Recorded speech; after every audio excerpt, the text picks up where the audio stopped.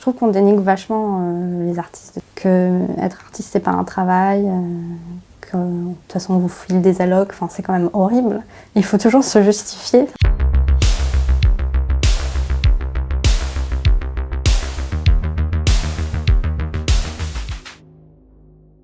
La scène dans laquelle je me suis reconnue et qui m'a le plus touchée, c'est vraiment la scène où il est dans la forêt et il explique pourquoi ils sont partis à Berlin et pourquoi ils sont pas restés à Bordeaux. En fait, au final, c'est la même chose. Tu crées, après, tu te nourris de certaines énergies et j'aime bien le fait qu'il ait dit qu'il se sentait un peu comme une bouteille perdue au milieu de la mer, quoi. Moi, j'avais cette image d'être une bouteille à la mer, un peu, tu vois, quand j'étais à Berlin.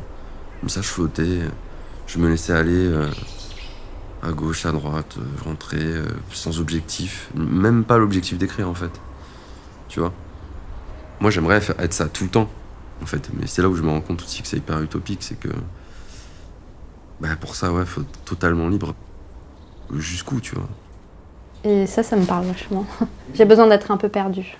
Le courage de refaire de la musique, là, je l'ai vraiment puisé à Istanbul. C'est-à-dire que j'ai vraiment trouvé mon courage dans les moments où c'était chaud, où je me posais plein de questions sur le monde en général. Et des fois, tu te dis, putain, ça fait une semaine que je ne sors pas de chez moi parce que j'ai peur, parce qu'il y a une alerte à la bombe. À Istanbul, je me suis fait attraper 2 fois par les flics. Enfin, ils m'ont attrapée et ils ont commencé à me crier dessus en turc et puis je leur ai montré mon passeport français. Et là, j'étais complètement dévastée. Et puis là, je vais voir mes amis turcs qui sont là, alors, comment ça, tu vois, genre c'est la première fois que ça t'arrive, tu vas voir, ça va te réarriver.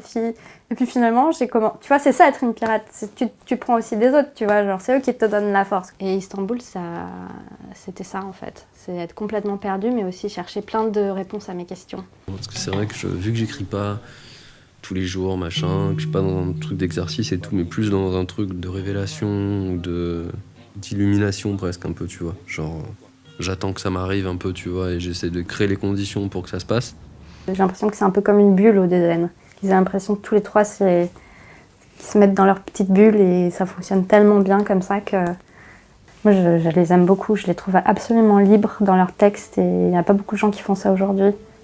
On avait joué ensemble au Chicho et qu'à la fin du concert, ils étaient venus me voir pour me dire qu'ils avaient trouvé Après Shower super.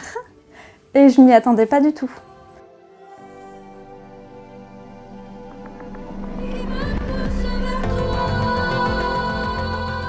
Des fois, c'est beaucoup plus facile de perdre espoir et moi ça m'est arrivé. Hein. Quand tu te retrouves tout seul, que tu n'es plus en groupe ou que tu n'as plus des gens qui te suivent, tu te dis à quoi bon, franchement, c'est trop dur quoi en plus. Un petit peu plus difficile en plus quand t'es une nana. Au début, je sais que j'ai reçu quelques petites réflexions. Et je me souviens aussi que je commençais à jouer du saz turc. Un jour, je me pointe dans une salle de concert à Bordeaux. Et là, l'ingénieur du son me regarde et me fait « C'est un instrument, ça ?» Et ça, je me souviens que ça m'avait vachement marqué. J'étais là, déjà, il me prend pas au sérieux moi. Et en plus, le mec prend pas au sérieux cet instrument, quoi. Genre, je pense qu'il n'aurait pas osé le dire si c'était un garçon. Une petite fille qui fait du ukulélé, on n'est pas pris au sérieux alors qu'il sait faire de la musique. Et c'est pas être juste mignonne et essayer de faire des petites chansonnettes, c'est faire de la musique. Après, j'essaye de me plaire juste à moi-même et d'être la plus sincère et la plus... Voilà, donc c'est être libre. Et ça n'a pas de prix.